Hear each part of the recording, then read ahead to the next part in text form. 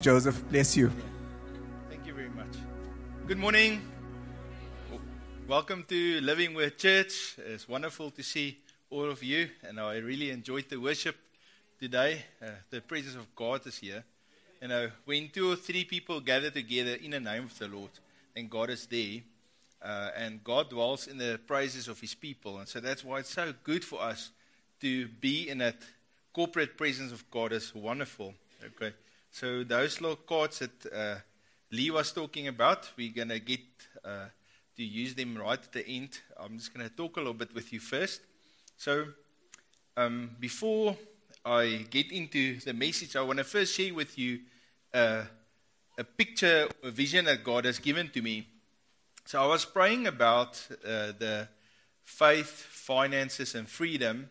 And on the very first week before Pastor Jack started speaking about it, the Lord gave me this vision, and I wrote it down that time. And I was actually so excited about it. I almost felt I wanted to speak already that week, but they scheduled me for the 22nd of May, so I had to just keep it in all that time. Yeah, and it's a long time. But what the Lord showed me, He showed me a picture of a parallel economy. And I came here to Living Word Church, and everybody was just happy. There was no stress on any person. And there was just generosity and joy here. And I stood as if I didn't feel part of what was happening. And I walked on the grounds, and I actually saw the children's church already done, built. And there was children playing in front of the children's church. And there was a lot of new projects that we were tackling after the children's church. And so that was the vision that I had. And then I prayed about it. I asked the Lord questions about it. And so then the Lord said to me that there was 2 things that happened in the people's lives for that big shift to be able to take place. The first shift that happened is no one had a curse on their finances. That's the first thing. And then the second thing is every single person partnered with God with their finances. And because of the curse being removed from their finances and they're partnering with God, then there was just superabundance.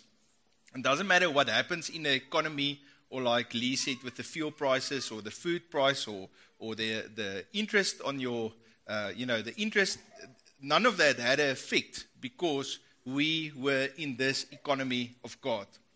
And so I want to talk a little bit about this parallel economy today, and I want to specifically give each one of us practical steps how you can partner with God with your finances. Okay, so my goal is not for you to learn something today, but my goal is for you to do something today. So my call to action is not that you learn about this.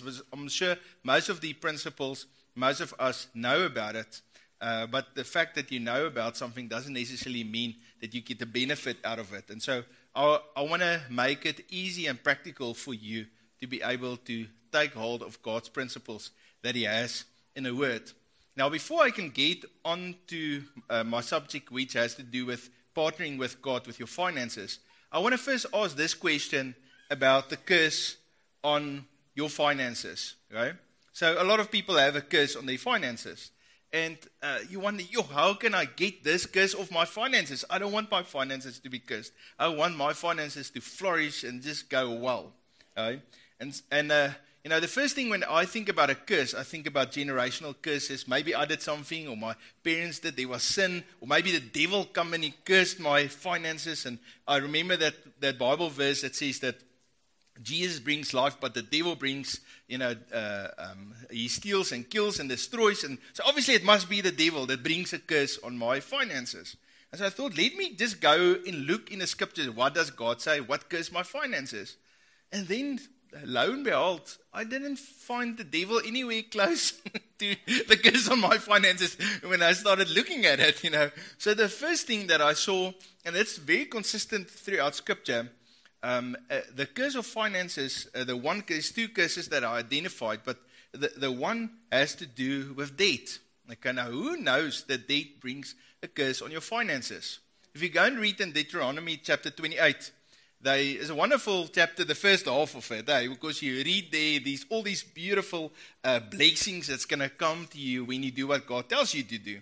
But then that second part of it lists a long list of curses. And you would think, Moses would be a nice guy when they list it, but he almost lists double as long as the blessings, and he's very meticulous to what is going to happen to you when you don't do what God says. And one of those curses there, it says there, you will lend and you will not borrow.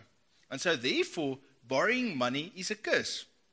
Now, I can't remember, it's now a long time ago, but you guys remember when Pastor Jack was speaking, he talked about being content.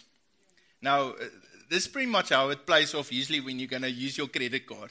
You really want something, okay? There's a material thing, you want to get it right now. Maybe clothes or furniture or a nice TV or something you wanted now. And then at that moment you have a choice. You can partner with the world and you can get your TV immediately, okay? But you bring a curse onto your finances. No, that's obviously what happens now. Or your other option is you're going to have to go to God now and say, well, God, we're going to make a plan about this TV that I really want. Eh? Now, God never said He doesn't want you to have a TV. He actually said, seek first the kingdom of God and I'll give you all the other stuff that you need. So He actually wants you to have the TV. Eh? But He doesn't want your finances to be cursed. So now, how are you going to do it? And this is a difficult thing. So I'm thinking now about it, be content. Now, obviously, when I think about content, my first thing is, well, you're just going to sit and wait, because obviously you can't have a TV now, because you don't have the money and you must just wait. No, that's being content. But the more I prayed about it and I asked the Lord, He actually said to me, being content actually means you come into partnership with God. Because what you do, He said to the Lord, well, Lord, I know I can't get a loan to get this TV, so what do you want me to do? Now, in the scripture, you'll see lots of people needed lots of money, and God always gave them good plans and strategies how to get that money. So one thing He said to Adam, He wants him to go and work there in a garden. So that's one thing that you can do. And I'm sure each one of you can figure out. That's like what Dave Verheim always says, that's his number one plan. If you need money, you need to work. He says it works every time. And if you need more money, you can get 2 jobs, and then you'll even have money 2 times. So that's a strategy for any one of you. If you want money, it will work every single time. You just go and work. Okay, so this is strategy number 1.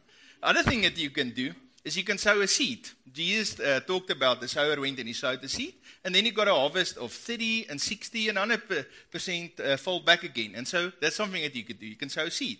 Okay, now you need to strategize a little bit to what seed you sow and what ground you sow it, and to make sure you can be able to get your harvest back. But that's something that you can do.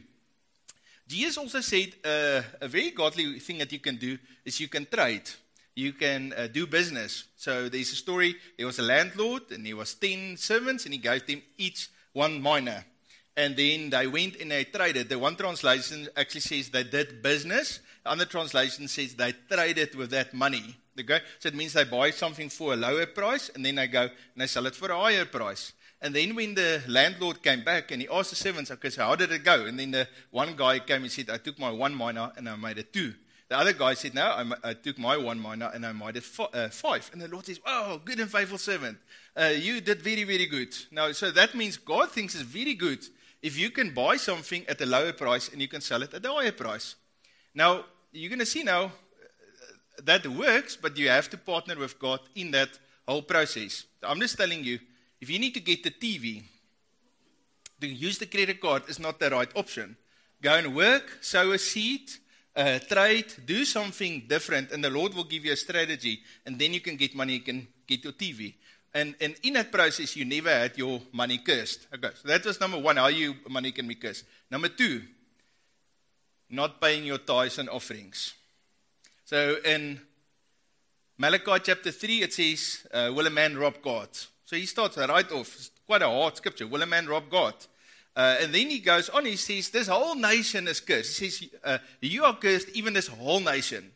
And then you ask the question, but why is our nation cursed? And then he says, because you didn't bring your tithes and your offerings to the storehouse. So, in my vision, I saw these people with all this abundance. Okay, and that's you. I saw you in my vision having absolute abundance, generosity, more than enough. And the Lord said to me, 2 keys. The first key is you cannot have a curse on your finances if you want that abundance. And so therefore, you're going to have to figure out how this tithes and this offerings work because you don't want a curse on your money. Now, it's interesting there, it doesn't say a tithe and an offering. It says tithes with a plural, with the S at the end, and offerings plural. So that means there's more than one tithe and offering in the Bible, and that God uses. And so I'm not going to talk about all of them, because then I'm going to go over my time. So I'm just going to talk about a small little bit of that. But if you want a curse off of your finances, just say to the Lord, Lord, help me. I don't want to be in debt anymore. Make a decision. I know Dave Ramsey, so I watched him. He actually gets the guy to get a scissor and cut the credit card in half. Me and Clay doesn't even have a credit card, so that's for us a very good thing. I think for me especially, that I don't have a credit card. It's better for me it helps me to be content. Just don't have a credit card, Yeah, but don't allow the curse to come on your finances to go into debt. Especially if it's for consumer goods. Be content and trust the Lord. He is going to make a way for you. To get that thing that you need. It's not that he doesn't want you to have it. He absolutely wants each one of you to have abundance, to be blessed in every way. He just wants you to do it his way. And then the second part is partnering with God. Okay, now, when we talk about giving and partnering with God, immediately people start having a little sweat that comes out of their forehead, and they start to get a little stressed. And the reason why is not because it's difficult to give money. I mean, you take the money, I got a little bit of money today in my pocket, so I take this money, I didn't throw it into the offering, but here's a little bit of money. I could have just thrown it in the money. This doesn't make anything. I don't feel physically worse when I throw my money in the offering, so it's not a physical problem. What is the problem? It's a mental problem, okay? And so, I want us to remind ourselves the whole time as I talk about a few mindsets that we just want to keep. Okay, because that's going to help you not to get stressed. No, because that is what the number one plan of the enemy is, to get you stressed about money. Okay, so the first thing that I want you to do is you have to realize all your money belongs to God. So that kind of makes it a lot easier. So you realize, so this money was actually never my money. This is actually God's money. The Bible says the earth is the Lord's and everything that's in it. Okay, there's another scripture that says that all the cattle on 1,000 hills, and all the silver and all the gold belongs to the Lord. Okay, so that means this money is not my money. It's actually God's money. Okay, and even if someone steals that money, it doesn't matter, because I actually stole God's money. I don't lose nothing. And God will meet in all my needs according to his riches and glory, so I don't have to worry about that. Okay, so can you say with me, just so that it kind of sink in a little bit, all my money belongs to God? Can we say it together? Okay, let's say it one more time. All my money belongs to God. Okay, then that make you feel this better. No, now you don't have to stress about it anymore, because it's not yours in the first place. Okay, but then you start thinking, okay, but I need that money, because I need food. When we just done now, my kids is going to ask me about that. We're hungry now. Okay, so Jesus was very clever. They more the outdoor type people. They're from the north. All his disciples, so he took them outside and he said to them, I want you guys to look at all these birds that were sitting there in a tree. He says, they not work every day, but have you ever seen those birds, no? They sit in a tree, they sing. Do they look stressed? Okay, so let's say you have no money. You don't know where your next meal is coming from. Would you sit in a tree and sing like that? Or would you be like all stressed up, no? Okay, so you know why the birds is not scared, and that's what Jesus actually said to them. He says to them that God takes care of those birds. Now, and then he says to him, you are more valuable than those little birds. Now, so how much more will God take care of you than of those birds? So let's say this together. I am valuable. God will take care of me. Okay, so there you got it. God owns all your money. You are valuable to him, and he will take care of you. So now, the big fight with finances is fear and anxiety, because you fear, what if, and then you can add whatever, what if you want to add for your future, okay? And so, in 2 Peter, we see the scripture that says, God will never leave you nor forsake you. Now, God will never leave or nor forsake you. So here's the thing, God will never fail you. Can you settle it today in your heart? God will never fail me. Okay? So because the moment you start paying your tithes and your offerings, you're thinking, yes, if God doesn't come through for me, I'm going to be in trouble. Okay? And so if you have that mindset, okay, the money belongs to God, I'm valuable to Him, He will take care of me, and God will never fail me. You can start to relax, and you can enter into faith. So let's say it all together. God will never fail me. God will never fail me. Okay. So now every time when I start talking now about how we calculate the amount you have to give, I want you to just quickly remind yourself again about all of these things. No, okay, it's very important. That's why I have to say these things first, because it is, when you go to church and taking up offering, and I've had to take up offering all my life, you always go around the topic. You never want to actually say, but how do you actually figure out what is my offering? All right? But it's necessary that someone have to come and to say, okay, but this is actually how you calculate it.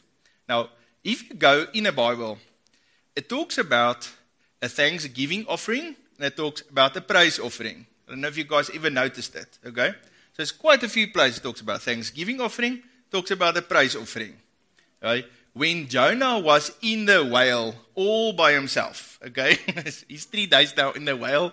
He sits there. He actually said there in Jonah chapter 2, there's seaweed wrapped around my head. Now, so you imagine there's Jonah in a whale. I don't know how deep the water is. And he feels pretty miserable. And he's got seaweed wrapped around his head. And I guess it's dark. And you hear all these ocean sounds in the deep ocean. I don't know. I'm thinking Finding Nemo, that kind of sounds, okay? Now, so he's under the ocean, and he sits there, and you must hear what he prays. He says, I thank you, Lord, that you have given me salvation. This, I think, is Jonah chapter 2, verse 9. He thanks the Lord as if it already happened. You know, this guy's sitting in a whale. It's pretty a dark situation that he's in. And he's thanking the Lord that the Lord already gave him salvation. That's interesting. Jesus did the same thing. In the scripture it says that when Jesus was in Sheol, or he was in the pit of hell, he praised the Lord and he thanked the Lord. Yeah, this is what Jesus did. Now, the whole idea about the thank offering is you give it before you get money. So you thank the Lord for the harvest that's going to come in the future as a thanks offering. Then you have the praise offering. The praise offering is something that you give God after you got the money. So now the money came in and you praise Lord. Ooh, I got some money. Thank you, Lord. Here is 10% of my money. Okay. Now let's go back to the Thanksgiving offering. In the Bible, they got a Hebrew word, and that's my only Hebrew word I'll say today. I know I always bring in a little bit of a funny word, but this is the word teruma. Okay, the teruma is a Hebrew word, and it literally, if you translate it, it means a hinge. You know, like on a door, you got 2 hinges that you can open and close your door with. Okay, it's the word teruma. So that word is translated as thanksgiving offering, as first fruit. It's translated as a wave offering. Okay, and so what the whole idea of this is just take a small little bit of what you expect to get, and you go and give it to someone that's in spiritual ministry, like a pastor or a spiritual leader, and you give it to him. And you say to them, I want to thank the Lord for the harvest that's coming in. And I want you to pray for me that that harvest will come in. So that's the thanksgiving offering. And then you have the praise offering. Now, how the praise offering works, the praise offering is you get your harvest in, and you take 10% of your harvest that you just received. So you already have the money, it's in the bank. You take your first 10% of that, and you bring it to the storehouse of God. That means you bring it to a church. And wherever your church is, that you feel that's your church, and if Living Word Church is your church, and you say, this is where I'm going to bring my 10% of the storehouse. Now, what does the thanksgiving offering do? It actually secures the harvest that's going to come in. It declares it holy and blessed. Okay? What does the praise offering do? Okay?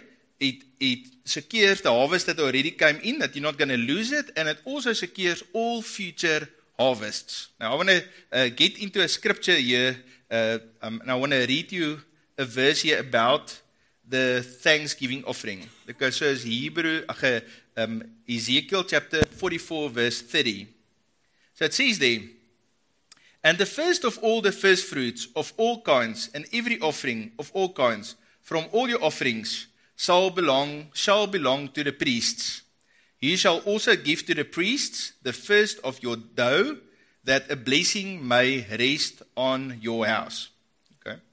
In Romans chapter 11, verse 16, it says, for if the first fruit is holy, the lump is also holy, and if the root is holy, so are the branches. So let me describe it a little bit. I don't want to talk about how much is this. I just want to talk about the principle. So let's say you got a beautiful fruit tree there at home, okay? And you count on your fruit tree, there's 100 peaches that is all green and they on the tree. Okay, now you're a little worried because it rained too much, rained too little, it can hail, something can happen to those peaches of yours, okay? But, and that's usually what happens, about 2% of the fruit becomes ripe early. So what you do, you go to your fruit tree and you look at it and you see there's 2 peaches of that 100 peaches that's ripe. And so you pick those 2 peaches, you put it in a nice little basket, and then you go to your pastor. Maybe Pastor Wayne prays for you always. You take it there to Pastor Wayne and you say, Pastor Wayne, my peach tree is about to have a beautiful harvest of 100 peaches.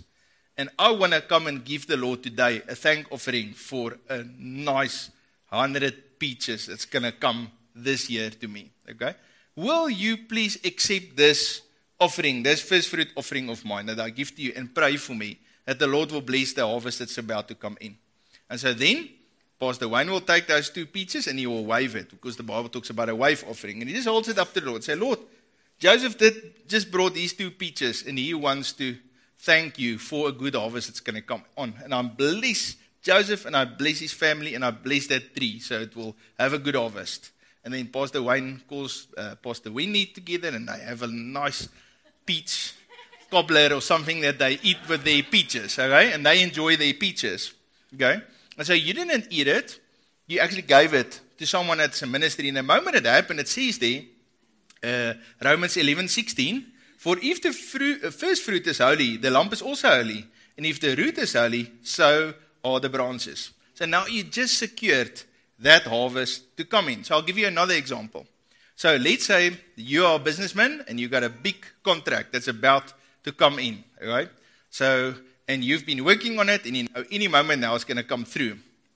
But you don't want the enemy to come and mess up your contract. You go Sunday morning, you come here, you see there's Pastor Jack. You go, Pastor Jack, I want to tell you about my big contract that's going to come through. Can I buy you a nice mocha chocolate there? No. Okay, and you give it to him, and maybe one of those little square biscuits also, and you give one to him, and you say to him, Pastor Jack, that coffee and that biscuit that I'm giving to you today is my first fruit offering. I want to give you something because I'm trusting the Lord for that big contract to come through. Will you please pray for me and bless me? So it's not really about the amount, it's about the heart behind the first fruit offering. And then what you actually do, you partner with God by going to someone that's in ministry, like someone that can be a spiritual leader in your life, to pray for you and to bless you. So I'm talking about how to partner with God. So I'm giving you now step A of partnering with God. Find someone that if you're young, it has to be your mom and dad. But if you're older, find someone that's in ministry that can pray for you, that can stand with you for your finances.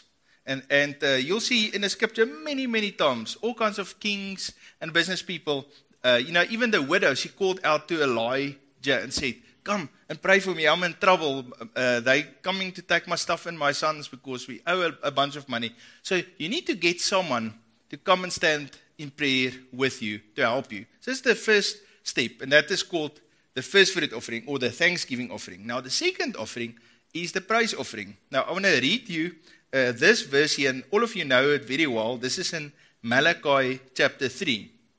It says here in verse 10, bring all the tithes into the storehouse, that there may be food in my house. And try me in this now, says the Lord, if I will not open for you the windows of heaven and pour out for you such blessing that there will not be room enough to receive it. Okay, that's Malachi 3:10. I'm sure we've heard it a few times take care of the offering. But now what happened? That's the prize offering. So it's the second offering you give. Now, let's say you are a teacher and you're working here at Alberton Christian Academy. And you're going to get an amount of money, and this is your first month working here. So now you are low on your cash flow because you know I'm only going to get my money on the end of the month. But I want this work that I have here at Alberton Christian Academy to be blessed. So what you do, you go maybe to Pastor Clive and say, Pastor Clive, can I give you let's say it's very low on the finances. I have an extra banana. No, Pastor Clive, I hope you like bananas. No, but here's a banana. I want to give you a first offering today. Can you please pray for me and bless me so that my time as an employee at Alberton Christian Academy can be extremely successful? And I want to be a blessing to Alberton Christian Academy, and I want Alberton Christian Academy to be a blessing to me. And I want to work here for a long time. Or as long as God wants me to work here.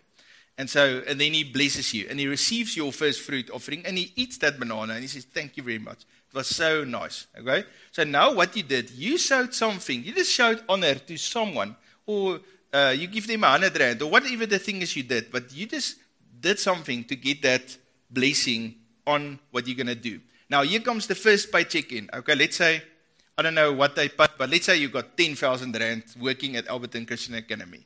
All right? And now you have to divide it by 10 because a tithe means 1/10. Now, how I usually do it is whatever cash amount comes into my bank account, I take 10% of that. And that's how I work it out. So if I have a business and there's a profit, the cash that I actually take and put in my bank account is spent on normal expenses. On that, I'm going to pay a tithe. So I take that amount, divide it by 10, and I get the amount. So in this case, it would be 1,000 rand. And then that 1,000 rand I bring with me Sunday to church, and I put it in the offering basket, or I make an EFT, and I just deposit it straight into the account. And the moment I did that, now that 9,000 rand is blessed. I'm going to get more done probably with that 9,000 rand than I were able to get done with 10,000 that I have my own power, because now I partner with God. And so the partnering with God has to do with partnering with the house of God and partnering with someone to pray for you. It's very, very important. Okay, now, I want to give you a quick case study. I want to read you a verse in Genesis chapter 14, and I'm going to end with this. So then Melchizedek, king of Salem, brought out bread and wine, and he was the priest of God Most High. And he blessed him and said, Blessed be Abram of God Most High, possessor of heaven and earth. And blessed be God Most High, who has delivered your enemy into your hand. And he gave him a tithe of all. Okay, so that's the first little bit. So here is Abram, and he paid a tithe of his money to the Lord. And so he went into an agreement or a partnership with the Lord with his finances. And interesting about Abram, historically, they say he was at that stage the wealthiest man on earth. Now, when the Lord called Abram in Genesis chapter 12, he was not as wealthy, but he went into a partnership with the Lord, and then the Lord started to bless Abram. And one of the things that Abram did is that he said, I will not go into partnership with the world, I will only go into partnership with God. And so he paid a tithe. Now, what hits me when I read this scripture in verse 19, when this priest blessed Abram, he said, Blessed be Abram of God Most High. So he connected Abram and God's name together. He said, Abram of God Most High. So that they're in partnership. And then he says there, and he called Abram the possessor of heaven and earth. This is quite interesting, huh? He says, Blessed be Abram of God's Most High, possessor of heaven and earth. This is a rough thing to say, huh? Abram is the possessor of heaven and earth, right? And then the next verse is said, and blessed be God Most High. So he's blessing God and he's blessing Abram. Now, you're going to see now here, verse 21. Now, here comes the guy with the credit card salesman. Eh? And he comes there and he says, well, I want to partner with Abram.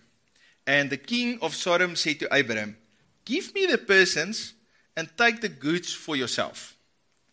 But Abraham said to the king of Sodom, I've raised my hand to the Lord, God Most High, the possessor of heaven and earth, that I will take nothing from a thread to a sandal strap, and that I will not take anything that's yours, lest you should say, I have made Abraham rich. Okay, so God made Abraham rich, and Abraham, when he said, I've raised my hand, so when they raise their hand, what they mean is say, I'm coming into a partnership with someone. He raised his hand. So he says, I've already raised my hand to God, and I said, God, I'm in partnership with you, and I am not willing to go in partnership with you, the world, or this king of Sodom. And so he said, I refuse. I won't even take 1 cent from you. I want nothing from you. Because God is the one that will make me rich. Okay? And this is now in Genesis chapter 14. So Genesis chapter 15, then the Lord started talking to Abraham. He said to him, well, I've given you all this money. You know, he's got all the camels and the donkeys. He's got like as much as you can think of. But there's one thing that he didn't have. He didn't have a son. And then the Lord said to him, okay, I will give you a son. And he showed him the stars in the sky, and he said to him, look at all these stars. That's how many children you're going to have. Okay? And so, because Abraham went into partnership with Lord, the Lord knew what was Abraham's heart's desire. And he said to Abraham, I'll give that to you. Okay, so now, here's my call to action to you today. Remember in the beginning, I'm valuable. All my money belongs to God. God will take care of me. God will never fail me. Like alone, let those mindsets go away now. The call to action is to say, Lord, I want to be in a parallel economy of the kingdom of God, where I'm absolutely blessed. I want the curse reversed from my finances. Means I want to say, Lord, I'll come into a partnership with you. I don't want to be in debt anymore. Okay? And so, but it starts with that very first step is to say, Lord, I want to partner with you. And so how do we partner with God? We partner with God by saying, I'm going to take 10% of my money every month. I'm going to sow it into the storehouse. And before harvest comes in, I'm going to go to one of the pastors and say, I need some prayer. I need you to pray for me. And so that is how we partner with God for breakthrough. Now, there's other tithes also, like a tithe of saving money. There's a tithe of giving to the poor. And those things are important. But the first thing is you first need to have honor in your life. So it's interesting that the Ruma, when it says it's a hinge that opens and closes, when it talks here in Malachi chapter 3, it says there, the windows of heaven will open up. Okay, let's close our eyes. Father, we come today and we bring before you our finances. And Lord, we ask, Lord, that you will empower us today to break debt and that curse of debt over our finances. And so, Lord, you have all the money in the world and you have a strategy for me to come out of debt, to pay off my credit cards, to pay off my car, to pay off my house, so that I'm not in debt anymore. And so, Lord, I pray right now that you will empower each one today to pay off their debt in the name of Jesus. And so, Lord, we repent that we didn't partner with you. But, Lord, today we make a decision to say, Lord, we want to partner with you, and we're going to bring our tithes and our offerings to the storehouse so that my house can be full overflow with abundance. And Lord, we receive it today in the name of Jesus. Amen.